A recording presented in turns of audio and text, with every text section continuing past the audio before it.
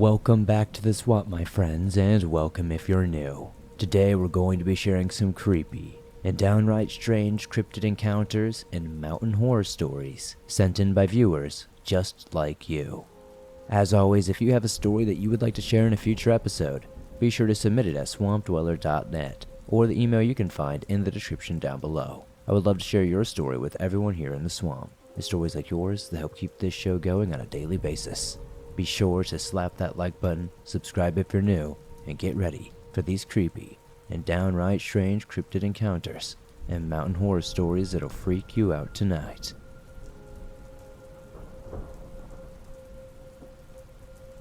Shadows in the Mountains by Zachary B. In the ancient embrace of the Appalachian Mountains, long-forgotten secrets and dangers linger in the shadows of the forest.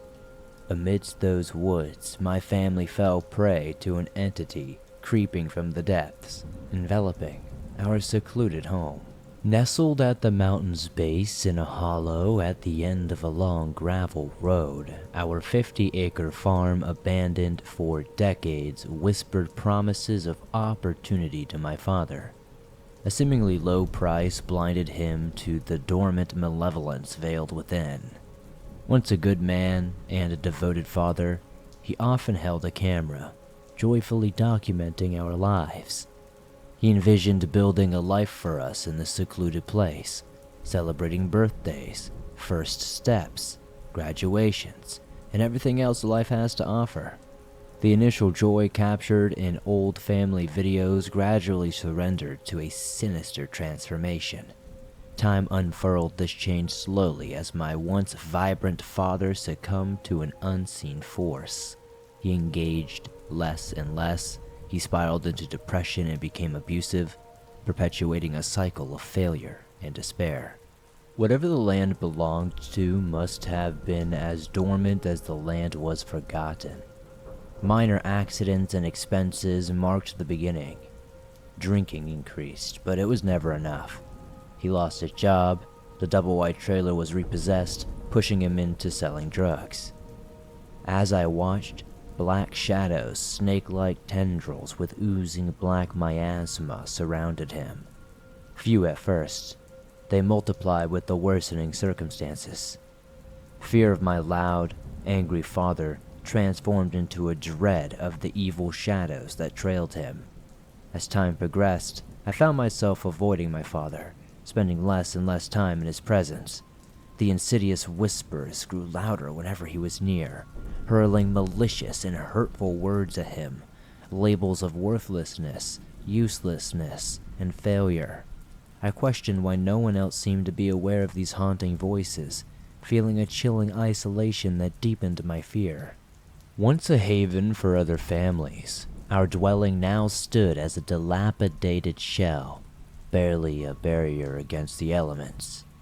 Divided into two rooms, one served as a makeshift living room and the other a communal bedroom for our family of 6. The kitchenette lacked an exterior firewall, replaced by a feeble plastic sheet, while the bathroom housed a barely functioning toilet and needed to be more significant for our family, but it was what it was. In this deteriorating trailer, my father reached rock bottom. His once attainable dream of providing a better life for his family has now transformed into a haunting failure. The relentless whispers urged him to believe that our lives would improve without him, that his absence would lead us out of the suffocating existence he thought he had caused.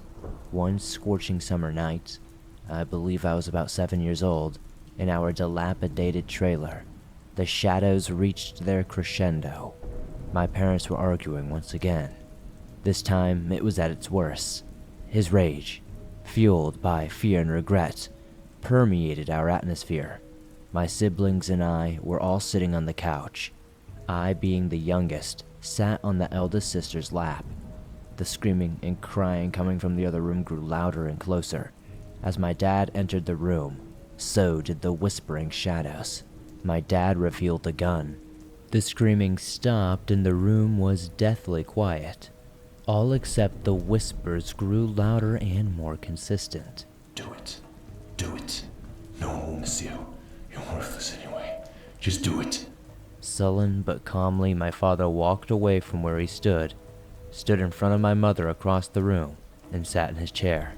I watched him say sorry as tears fell down his cheeks. I'm so sorry for everything. His hands stilled with resolve as they clasped the gun. He raised it, put it in his mouth. Still, the only noise I heard were the whispers. I felt my sister's hands over my eyes and saw nothing but black. An explosion, the loudest thing I had ever heard in my life, etched into my memory to this day. The shadows retreated, sated by spilled blood, but our scars lingered. My father survived what would have been a fatal gunshot wound, had the angle have been just a little slightly different. The aftermath saw him seeking help and our family escaping the property, yet the haunting specter of that night endured. My father never returned to the man he was before. He wasn't the man the shadows caused him to be either. We kept the property, but have yet to go back there. As time passed, the shadows seemed like a young child's imagination to make sense of a traumatic experience. Now, in my late 20s, I've saved up and purchased a motorhome. I plan on saving more now that I'm not paying rent. I want to travel. I moved back to that property. It was a free parking spot until my travel fund was reached. Even if it did hold some horrible memories, that's all they were. At least, that's what I thought. I've been living here for 6 months now. When I saw the shadows, they anchored me to the land. It's all happening much more quickly than with my father. I don't know if I'm more susceptible because I can see them and hear them. Maybe I'm just weaker than he was. Either way, I can't leave or ask for help. No one would care. I'm writing this all down because I don't know how long I can fight it. The gun it had me by lay beside me now on the table, and I don't know if I'll make it out alive. Not like my father.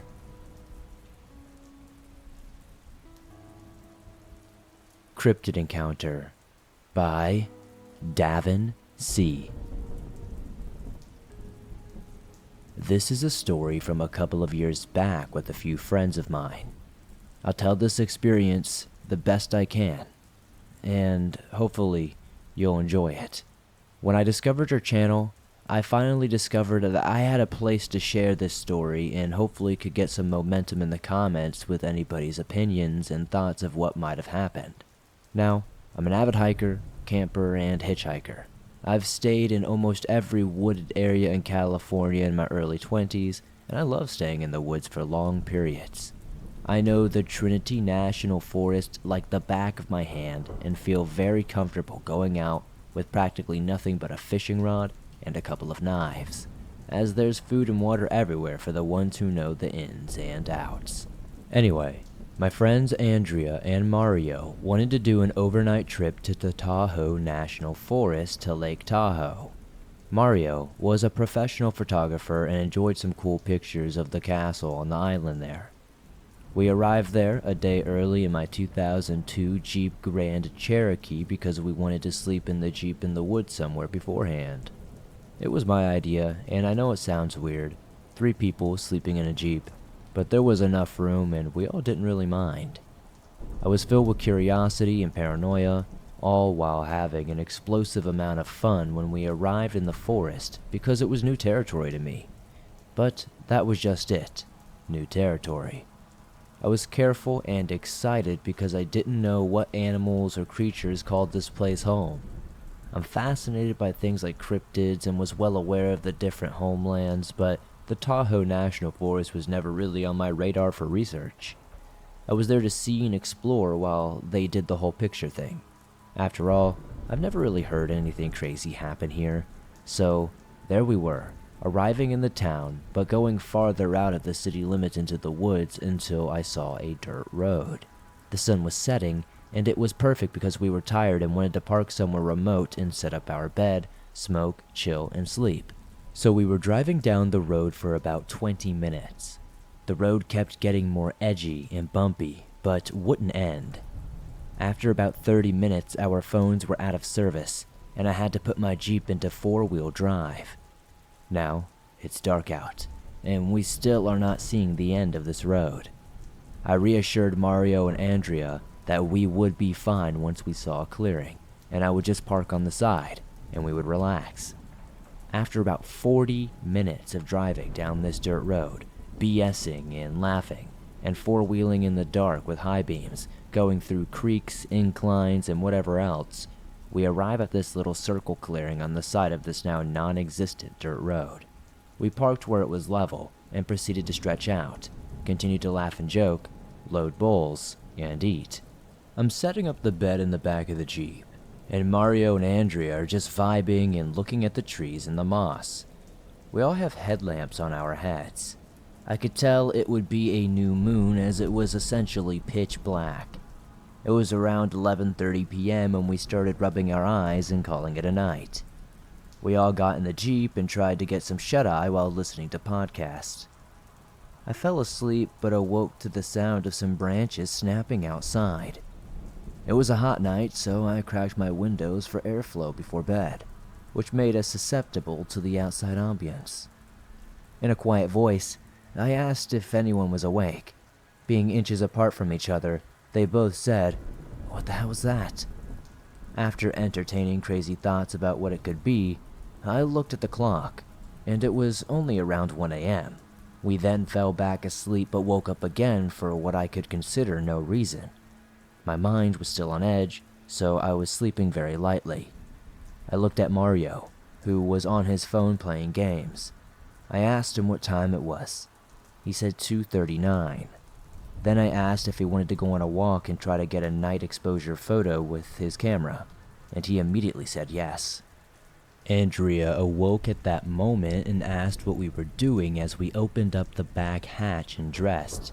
We told her we were going for a walk, as I grabbed my quiver of arrows and crossbow for protection. Don't ask me why, I was feeling brave, and he grabbed his camera and tripod for the pictures. At that moment, we heard a bunch of coyotes howling, and she looked at us and said, "You guys are stupid, give me the car keys in case you don't come back," putting a pillow over her face and going back to sleep. We got on our headlights and I put on a red light on my Jeep to avoid losing sight of it. Then I started walking into the dense forest. We didn't talk too much. We just enjoyed the night air and the sounds of owls and night critters scurrying around. The forest was so alive, and we were so in tune with the night it was almost fantasy. Among the sounds of the forest, after walking for about 15 minutes or so looking for a clearing to take photos of the sky, we heard a soft creak flowing nearby and tried to follow it. I looked back and didn't even see the red light on my Jeep, but I didn't mind because I knew where we were going. Lost in thought, I bumped into Mario as he stood still. I ran into him like a brick wall. He whispered, "Shut up and listen. You hear only the creek." I paused and held my breath. There was no wind in the environment, no insects, no birds. I have never heard more silence in my life. I could even feel my hair standing on edge as we both were peering around with our headlamps, trying to capture anything we could to direct our attention to other than the mere silence of the situation. That's when I saw it. A singular eye reflected off of our headlamps about 40 feet to the side, gazing at us from behind a tree. It was as if this thing was trying to spy on us because it was behind the tree. In the National Forest of Tahoe, giant pine trees and sequoias surround us.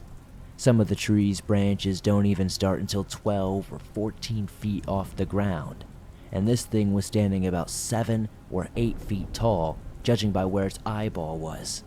I turned my headlamp off, put an arrow in my crossbow, and drew the string as quietly and slowly as possible. I told Mario to shut his light off, but he was so frozen and in awe of what this creature was doing or going to do that he had absolutely no response. I aimed the crossbow at the tree where this thing was standing, and I saw his head fully come out from behind it, with both eyes now reflecting yellow. It was just out of range of our headlights, so the figure was too dark to make out except for the massive body and eyes. It looked like it had no fur and a huge round skull-shaped head. I turned on my headlamp, and this creature stepped out behind the tree. From the figure's silhouette, I could see this thing's hands swaying below its knee area, which was about it for me. I let an arrow fly towards the figure, and with a thump, this thing jumped 3 inches out of the way as my arrow hit the tree. It got on all fours and sprinted out of there into the dark night, towards where the creek was, where we were headed. Mario looked at me with watery eyes from keeping them fixated for so long. What the heck was that? I said I didn't know, as I grabbed his shirt and tugged him to follow me, and we walked backward the way we came. I was shuddering with fear, but none of it showed. Whatever that thing was, I don't know. A million thoughts raced through my mind as I pulled another arrow out of my quiver and strapped it into my chamber. I drawed the string as I walked behind Mario. We were both strolling on edge, and soon I saw the red light in the distance that was on top of my Jeep. I pointed it out, and we started moving hastily towards it. It's the most annoying thing that my Jeep's alarm system wants to go off every time someone opens the door unless the key fob is clicked. I was going to wake Andrea up by knocking on the window and telling her to press the key fob button, but it was too late. My Jeep was wailing like a cryptid, and there was a damn cryptid among us. Lights are flashing and everyone is in a panic. I yell at Mario to get in the car, ask Andrea to be quiet, and hand me the keys. We slam the doors and I lock them. I start my Jeep and shove it into drive, but before we could start moving, a tree branch fell from above us and broke out my back window. Now, absolutely scared crapless, I peel off down the barely noticeable dirt road, nearly flipping my Jeep because of the incline. Now, at a decline of the bumpiness of the road, I flick on my high beams and a 360 light bar that I have so the forest is lit up like a 200 feet radius. As I'm looking down near 25 miles an hour, I tell Andrea to grab my crossbow and keep it aimed out of the shattered back window. I've trained her to use it pretty well, but I've never actually had her shoot anything that might be living. I'm flooring it now because we are on a tiny straightaway, and I told everyone to stay silent and focus on making it past the tree line. I swear, at the moment before we were about to break free, we heard this deafening but distant roar. It sounded like a mix between a human and an eagle, screaming and yelling. I tried to pinpoint the sound in my mind and realized the cryptid was no longer chasing us. I told Andrea to let the arrow loose and put the crossbow away. I slowed, and driving more carefully on this terrible road but still hurrying out, we eventually got somewhere that I felt safe. We ordered some food and told every waiter and waitress what we encountered. The cook that came out had a similar story of the same neck of the woods. We all bonded over surviving, ate our food, drove to a vista point overlooking Lake Tahoe, and proceeded to remake our bed. Eventually, we all fall back asleep around 5 a.m. We woke up at around 8, rented some kayaks, and had a fantastic day taking pictures and drinking beers.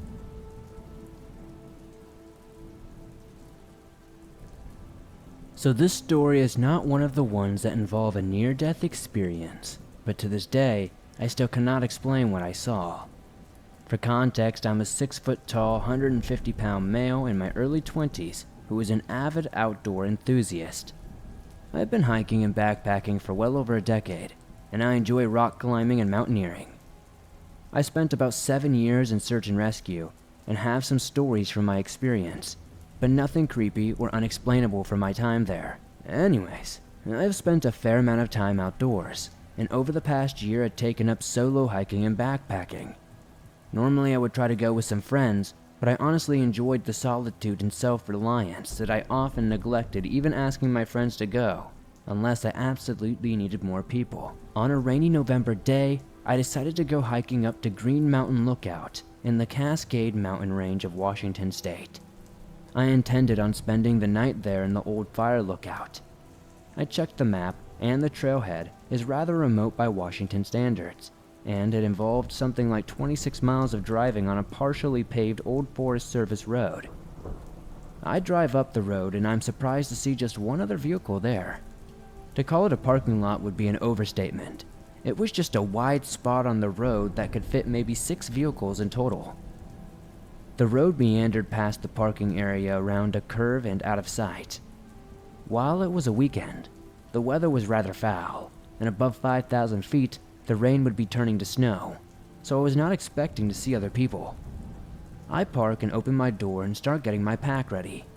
There is a light drizzle already, and I notice how quiet the woods are. Normally, there's a fair amount of ambient noise if you listen to it in any forest. The only noise I could hear was the water dripping off the leaves and trees.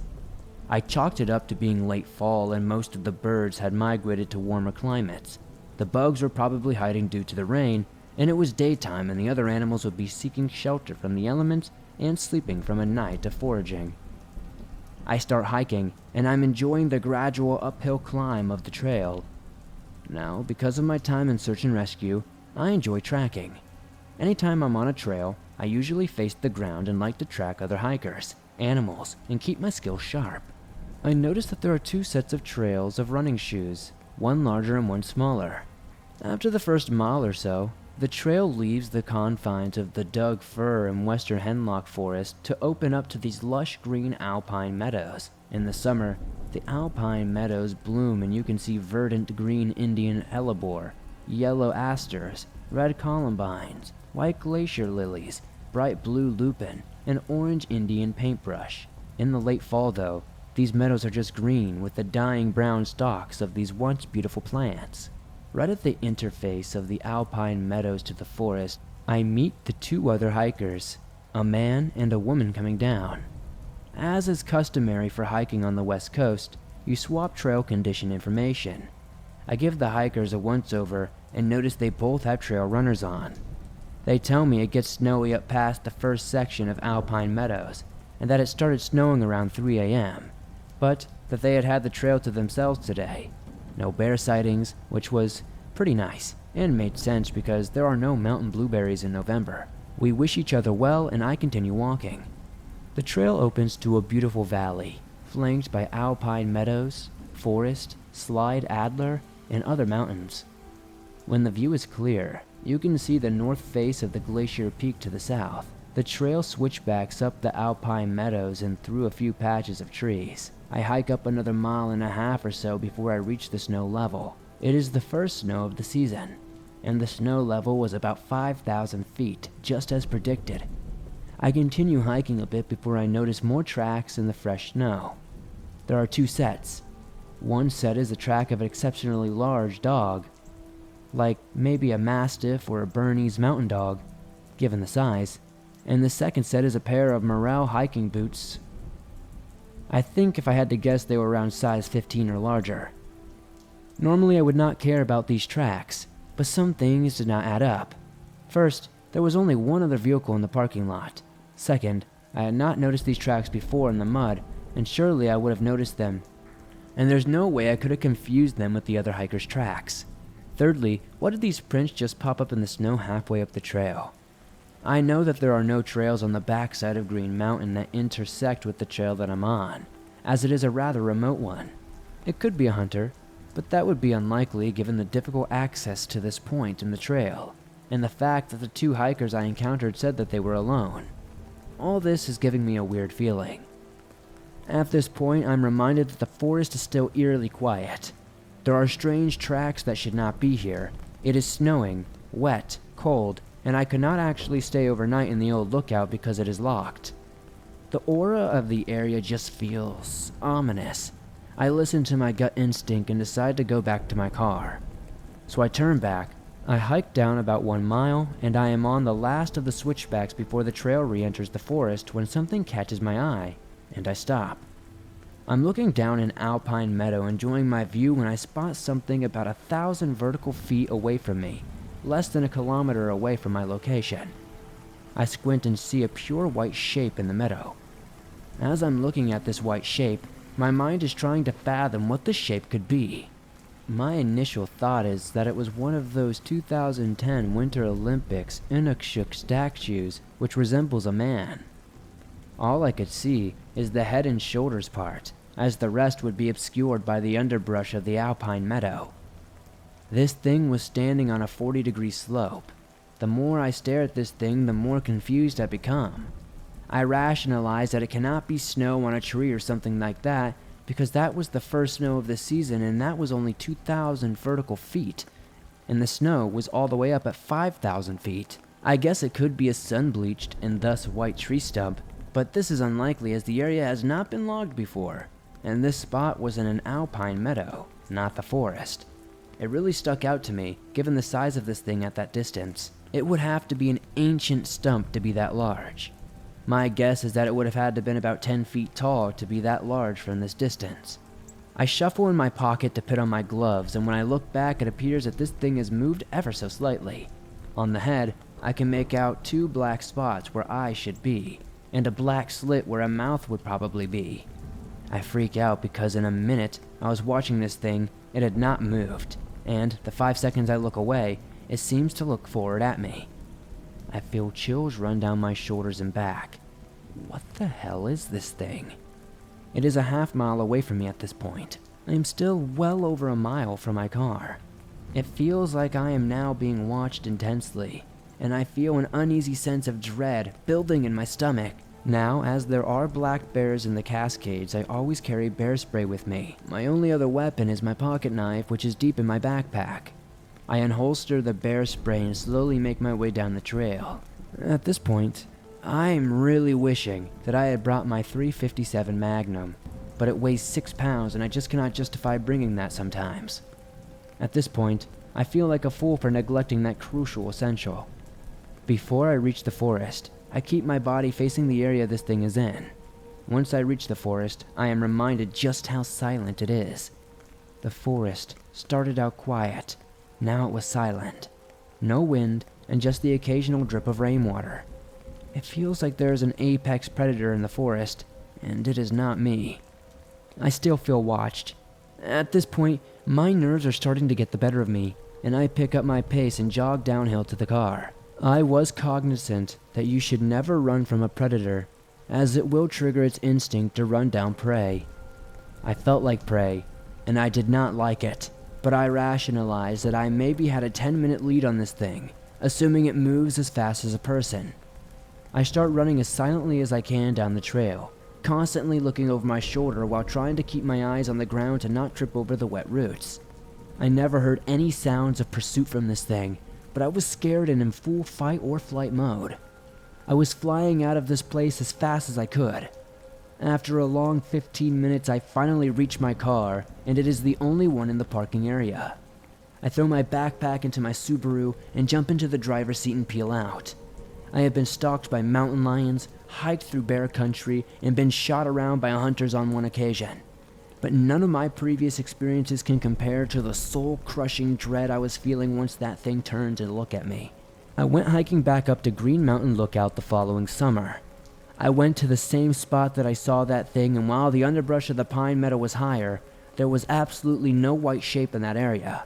While I could have just brushed off the feeling of dread as my own paranoia at the quiet forest and weird dog and human prints in the snow, I cannot rationalize how that white shape was there one day and gone 8 months later. That one small disparity is what gives me chills to this day.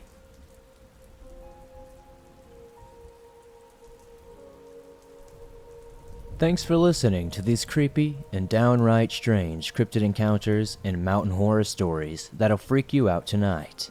If you enjoyed these stories, please be sure to smash that like button as it helps me out a ton. If you're new to the swamp, why not join us? Be sure to subscribe and turn on those notifications so you don't miss a new episode, as I upload them multiple times a week on all things natural and supernatural. If you have a story that you would like to share in a future episode, be sure to submit yours at swampdweller.net or the email you can find in the description down below. I'd love to share your story with everyone here in the swamp. It's stories like yours that help keep this show going on a daily basis. If you're on the go, but don't have YouTube Premium, but would like to download and listen to your favorite Swamp Dweller scary stories no matter where you are, you can download them absolutely free from Spotify, Apple Podcast, Google Podcast, and pretty much everywhere else you find your favorite podcast online. Thank you guys so much for supporting the swamp the way you do. I'll see you all soon with another creepy episode.